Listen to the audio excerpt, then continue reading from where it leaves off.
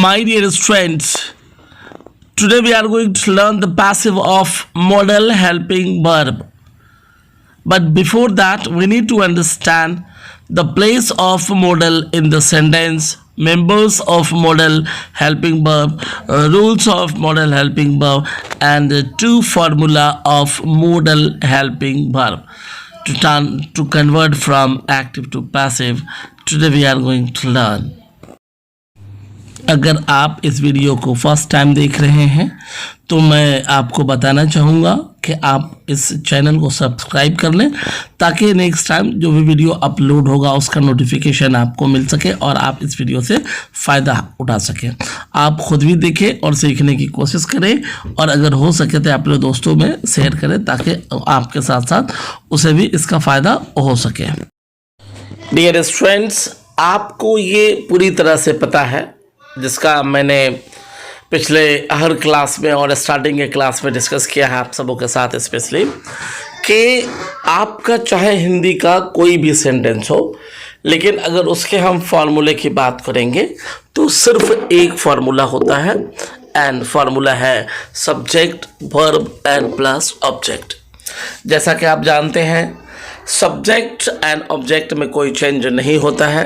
Sentence के meaning के हिसाब से, इसके टेंस के हिसाब से वर्ब भी चेंज होता है एंड वर्ब के टोटल 5 सिर्फ चेंज है starting from B1 to B5। मैंने इसे आपको एक पिक्चर के द्वारा स्पेशली आप देखेंगे तो मैंने इसे समझाने की कोशिश किया है।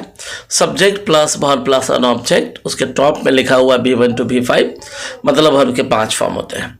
ये ही मेन फार्मूला है और इस फार्मूले को स्पेशली जब हम वर्ब के चेंज की बात करेंगे तो 5 है और इसको 2 हेल्पिंग वर्ब के 2 हेल्पिंग वर्ब है, जिसको मैंने एक लेफ्ट में normal helping verb and right में मॉडल हेल्पिंग वर्ब के नाम से यहाँ पे लिखा है।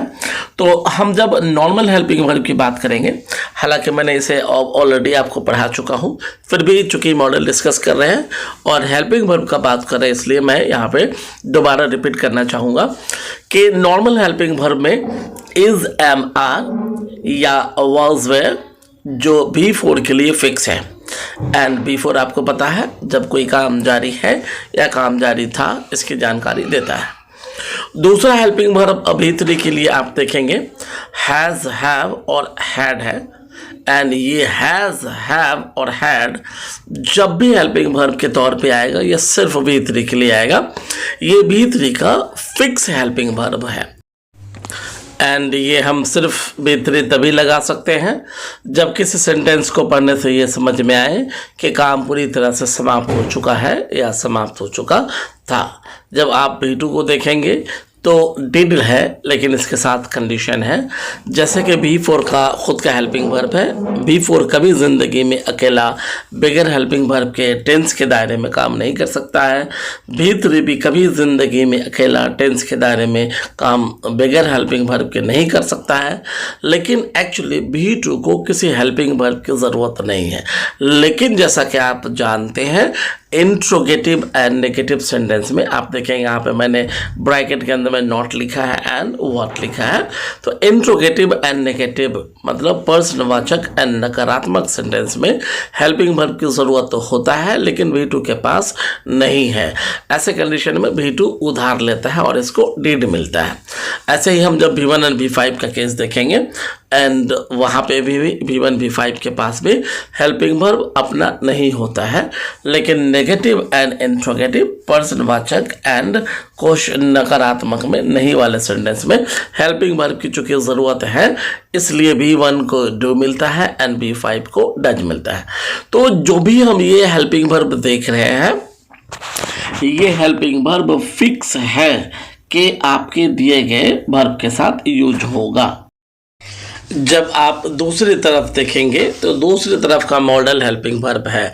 ये मॉडल हेल्पिंग वर्ब पे मैंने अभी तक कुछ भी डिस्कस नहीं किया हूँ कि मॉडल हेल्पिंग वर्ब है क्या, इसके मेंबर्स कितने हैं, तो ये ऑलरेडी मैं अभी पढ़ाने जा रहा हूँ। लेकिन हाँ, आप याद रखें मॉडल हेल्पिंग वर्ब भी नॉर्मल हेल्पिंग वर्ब की तरह है, लेकिन इसके कुछ खास अलग कैरेक्टर है जिसका मैं डिस्कस करूँगा। एंड मॉडल हेल्पिंग वर्ब दो होता है, एक प्रेजेंट में होता है और दूसरा पास्ट में होता है। ठीक है, तो इसकी जानकारी आगे हम लोग अभी सीखने वाले हैं। जब आप ये दिए गए नॉर्मल हेल्पिंग वर्ब को देखेंगे तो ये नॉर्मल हेल्पिंग वर्ब हर वर्ब के साथ फिक्स है एंड ये सिर्फ दो ही तरह के सेंटेंस को बना सकता है। नॉर्मल हेल्पिंग वर्ब आप याद रखें सिर्फ दो तरह के सेंटेंस को ही ट्रांसलेट कर सकता है। पहला सेंटेंस या तो है में होगा या था में होगा। है से मेरा मतलब सिर्फ है नहीं है हो हूँ, एंड यहाँ था से मेरा मतलब सिर्फ था नहीं है, था थे थी। इसके अलावा जितने सारे सेंटेंस होंगे जिसको हम ट्रांसलेट करना चाहेंगे हिंदी से इंग्लिश में, वो सारे जो नॉर्मल हेल्पिंग वर्ब छोड़ देगा उस सारे सेंटेंस को हिंदी से इंग्लिश में ट्रांसलेट करने का काम सिर्फ मॉडल हेल्पिंग वर्ब का है। अगर हम काम के हिसाब से normal helping verb and model helping verb को देखेंगे तो नॉर्मल हेल्पिंग वर्ब से कहीं बड़ा मॉडल हेल्पिंग वर्ब है। चूँकि नॉर्मल हेल्पिंग वर्ब है एंड था की जानकारी सिर्फ देता है और बचे हुए हर सेंटेंस जो नॉर्मल हेल्पिंग वर्ब नहीं बना सकता है मॉडल हेल्पिंग वर्ब को बनाना पड़ेगा, चूँकि इसके अलावा कोई और हेल्पिंग वर्ब नहीं है। अब इसके डिटेल में हम थोड़ा इसके कैरेक्टर को देखते हैं। नीचे आप देखेंगे मैंने येलो कलर से लिखा है ताकि पहचानना आपके लिए आसान हो। तो नॉर्मल हेल्पिंग वर्ब को मैंने एक बॉक्स में अंदर कर दिया है आपको समझने के लिए कि ये जो नॉर्मल हेल्पिंग वर्ब है इसके जो कैरेक्टर की बात करेंगे तो ये डबल स्टैंडर्ड है। मतलब कि ये हेल्पिंग वर्ब भी है एंड मेन वर्ब भी है। मैं नॉर्मल हेल्पिंग वर्ब की बात कर रहा हूँ। जब आप नॉर्मल हेल्पिंग वर्ब जो है वो हेल्पिंग वर्ब भी है एंड मेन वर्ब भी है। अब क्वेश्चन आता है हेल्पिंग वर्ब कब है, तो आप देखेंगे ये हेल्पिंग वर्ब तब होगा जब ये वर्ब के साथ आएगा एंड यह मेन वर्ब तब होगा जब ये वर्ब के बगैर आएगा। जब वर्ब के बगैर आएगा तो ये हमारा मेन वर्ब होगा एंड जब वर्ब के साथ आएगा तो ये हमारा हेल्पिंग वर्ब होगा। मैं एक एग्जांपल देता हूँ। मैं पटना जा रहा हूँ तो I am going to Patna. ये एम किसके लिए आया, गो के लिए आया, तो ये एम गो की वजह से आया है एंड गो का भी फॉर गोइंग है, एम आया है, तो ये एम यहाँ पे हेल्पिंग वर्ब है। लेकिन अगर मैं बोलूँ मैं शिक्षक हूँ, आई एम अ टीचर, तो I am a teacher, am के बाद नाउन आ रहा है, कोई वर्ब नहीं आ रहा है, तो ये वर्ब के बगैर आया इसलिए एम यहाँ पे हमारा मेन वर्ब है। जब हम मॉडल हेल्पिंग वर्ब की कैरेक्टर की बात करेंगे तो आप नीचे बॉटम में देखेंगे लिखा हुआ है कि मॉडल हेल्पिंग वर्ब जो है वो प्योर हेल्पिंग वर्ब है। प्योर का मतलब ये सिर्फ एंड सिर्फ हेल्पिंग वर्ब है। जिंदगी में कभी भी ये वर्ब का स्थान नहीं ले सकता और इसका मीनिंग एज ए वर्ब कभी भी नहीं आ सकता है, इसलिए ये प्योर हेल्पिंग वर्ब है। It can not come without verb, ये कभी जिंदगी में बगैर वर्ब के नहीं आ सकता। वर्ब है तो ही हेल्पिंग वर्ब मॉडल होगा वरना नहीं होगा। दूसरा लाइन देखेंगे, after modal always use only B one, मतलब के सेंटेंस क्या है इससे कोई फर्क नहीं पड़ता है, लेकिन मॉडल के बाद जो वर्ब होगा वो सिर्फ एंड सिर्फ बी वन होगा। सेंटेंस के मीनिंग के हिसाब से दिए गए अलग अलग मॉडल हेल्पिंग वर्ब को हम यूज़ करेंगे ऑफ कोर्स, लेकिन ये सिर्फ तभी होगा जब वर्ब होगा और मॉडल के बाद वर्ब का फॉर्म भी कंफर्म है, वो है सिर्फ एंड सिर्फ बी वन। अब हम लोग मॉडल के चैप्टर को स्टार्ट करते हैं। आप इसका डेफिनेशन देखेंगे, model is also one type of helping verb which indicates the way, the style and the mode in which any action is done। जब इसको हम हिंदी में कोशिश करेंगे समझने का, तो मॉडल भी एक प्रकार का हेल्पिंग वर्ब है, राइट। यह स्पेशली दर्शाता है कि कोई भी सेंटेंस किस तरीके से, किस स्टाइल में एंड किस मोड में बनाया जाएगा। Model helping verb normal helping verb से अलग सिर्फ इसलिए है क्योंकि नॉर्मल हेल्पिंग वर्ब सिर्फ एक वर्ड एक ही मीनिंग देता है, लेकिन मॉडल हेल्पिंग वर्ब एक वर्ड के कई मीनिंग होते हैं। एंड हद तो ये हो गया, कई बार वर्ड आएगा लेकिन उसका मीनिंग नहीं आएगा। इस एक वर्ड के कई अलग अलग मीनिंग दिखाई देंगे, जो मॉडल जब मैं एक एक वर्ड को एक्सप्लेन करूँगा वहाँ ये आपका प्रॉब्लम सॉल्व होगा। एंड जब मैं मेंबर्स ऑफ मॉडल की बात करूँगा तो मॉडल जो है हमारा दो भागों में बटा होता है, एक प्रेजेंट में होता है एंड दूसरा पास्ट में होता है। जैसा कि आप देख सकते हैं, प्रेजेंट में शैल है, पास्ट में शुड है, प्रेजेंट में विल है, पास्ट में वुड है, प्रेजेंट में कैन है, पास्ट में कुड है, प्रेजेंट में मे है, पास्ट में माइट है, एंड यहाँ मोस्ट प्रेजेंट में है एंड पास्ट में भी मस्ट ही है। आउट टू प्रेजेंट में भी है एंड आउट टू पास्ट में भी है, एंड प्रेजेंट में कुछ नहीं है एंड पास्ट में यूज टू है। ये मेन 11 वर्ड्स है मॉडल के, स्पेशली 2 और है बट वो डिफेक्टिव मॉडल्स है, उसको हम अलग से सेपरेट डिस्कस करेंगे। मॉडल की कैरेक्टर के बारे में मैंने पीछे भी डिस्कस किया है, लेकिन चलिए हम इसको रिपीट करते हैं। Characters of model helping verb, इसके 2 कैरेक्टर है। Model is pure helping verb, means it can not come without verb. Model pure helping verb है, क्या मतलब ये कभी वर्ब के बगैर नहीं आ सकता। एंड दूसरा है after modal always use only V1, means no any other form of the verb can come after modal. Modal के बाद V1 के अलावा इसके कोई भी और फॉर्म नहीं आ सकता है। नाउ मैं मॉडल की फार्मूला को डिस्कस करना चाहूँगा। तो formula for model helping verb, ये 2 फार्मूला हम एक्टिव एंड पैसिव दोनों में डिस्कस करेंगे। बार बार एक ही बार डिस्कस करते हैं, अपना सिर्फ एक फार्मूला होता है subject verb plus object, right. तो मैं यहाँ पे फार्मूला पहले लिख दिया हूँ, लेफ्ट एंड राइट दोनों, एक्टिव एंड पैसिव का। तो सब्जेक्ट प्लस, चूँकि मॉडल हमारा हेल्पिंग वर्ब है तो वर्ब से पहले होगा, तो subject plus model plus V1, ये मैंने अभी कंडीशन डिस्कस किया है, एंड प्लस ऑब्जेक्ट, राइट। इसी का जब हम पैसिव देखेंगे, ऑलरेडी मैं पैसिव पढ़ाने के बाद शुरू के क्लास में मैं आपको ये बता चुका हूँ कि मॉडल प्लस V1 का पैसिव जो होगा, एक्टिव से पैसिव जो हम चेंज करेंगे, तो ये बन जाएगा model plus B plus V3। Model plus V1 का पैसिव होगा model plus B plus V3, ये आपको याद कर लेना है। एंड सब्जेक्ट ऑब्जेक्ट तो आप बराबर समझते हैं क्या मतलब है, राइट। तो मैं अभी 2 एग्जाम्पल से इसको एक्टिव से पैसिव करने का कोशिश करते हैं और आपको समझाते हैं।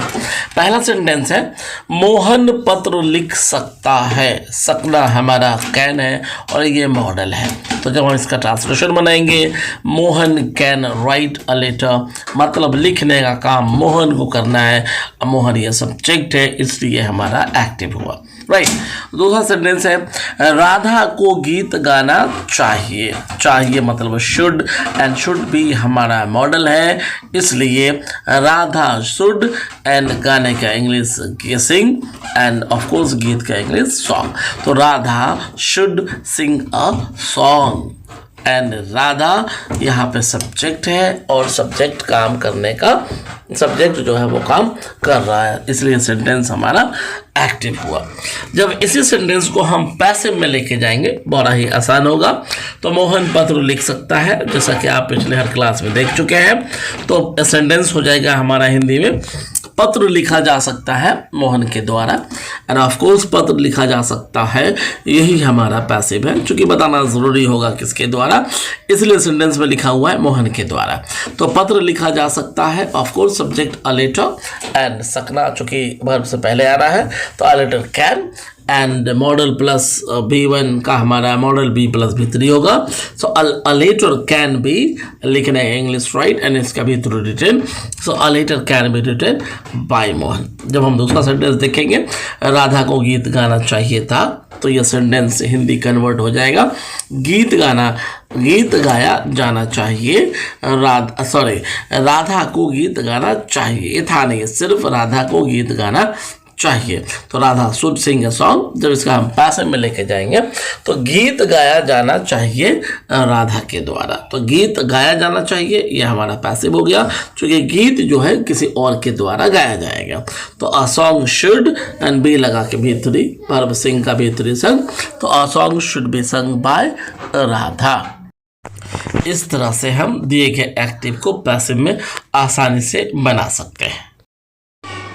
अब हम इसी मॉडल हेल्पिंग वर्ब का पास्ट में formula number 2 active and passive सीखते हैं।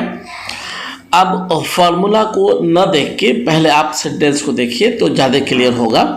मोहन पत्र लिख लिया होगा, मतलब कि मैं मोहन के बारे में ये अंदाज़ा लगा रहा हूँ कि अभी तक जिस वक्त मैं बात कर रहा हूँ उस वक्त तक मैं ये अंदाज़ा लगा रहा हूँ कि मोहन को पत्र लिखना था, तो मैं एक अंदाज़ा लगा रहा हूँ कि मोहन पत्र लिख लिया होगा। यहाँ गा तो है लेकिन ये पास्ट दिख रहा है, और संभावना राइट।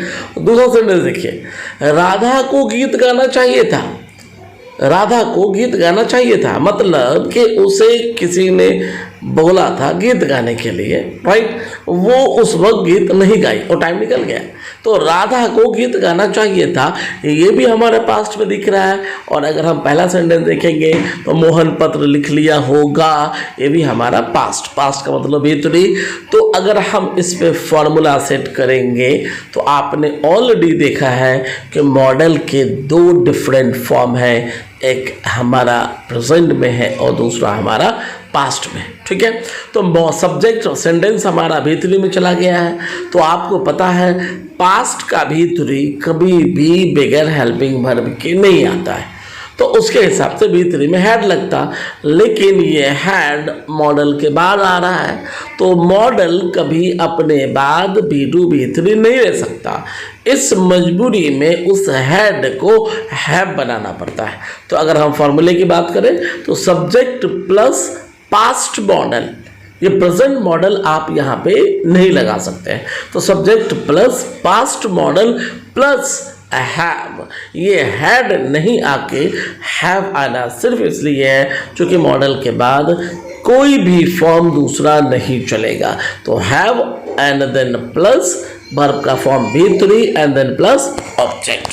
तो अगर हम ट्रांसलेशन बनाएंगे, मोहन पत्र लिख लिया होगा, मोहन माइट, चूंकि संभावना है लिखा होगा या नहीं लिखा होगा, तो इसके लिए एक वर्ड है मे, आगे हम आपको बताने वाले हैं, एक एक वर्ड एक्सप्लेन करेंगे, फिलहाल अभी इसको आप समझ लीजिए।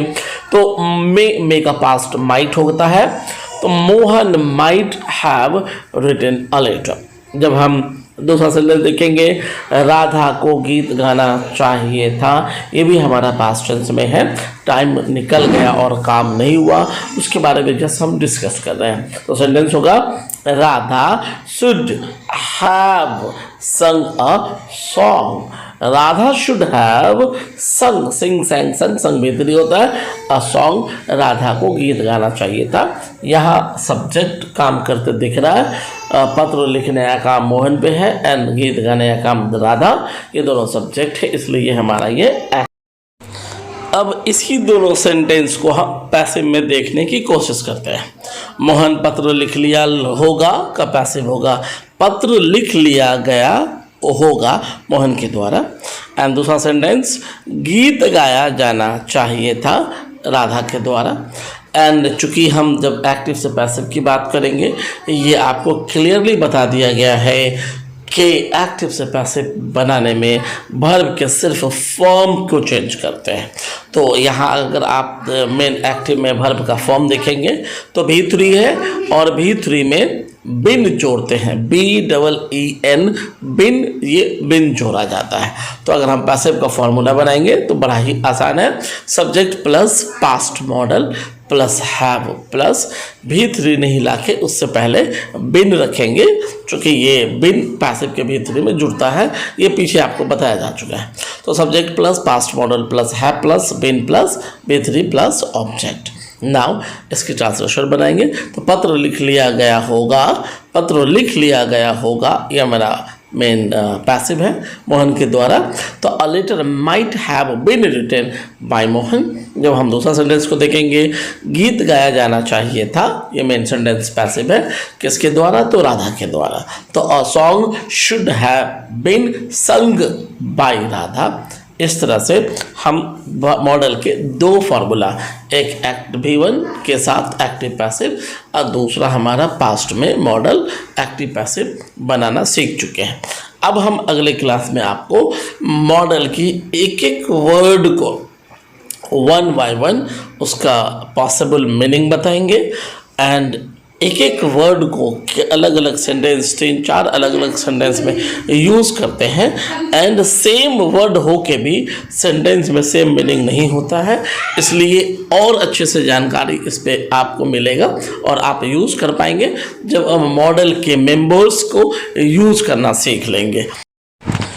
आखिर में मैं आपको फिर याद दिलाना चाहूँगा, अगर आप इस वीडियो को पहली बार देख रहे हैं तो आप इसे ज़रूर सब्सक्राइब करें ताकि आपको नोटिफिकेशन मिल सके एंड खुद भी देखें, दोस्तों में शेयर भी करें और इन केस अगर कोई प्रॉब्लम होता है समझने में, आप हमारे कमेंट बॉक्स में जाके कमेंट कर सकते हैं। मैं कोशिश करूँगा आपकी प्रॉब्लम को सॉल्व करूँ। तब तक के लिए गुड बाय, टेक केयर।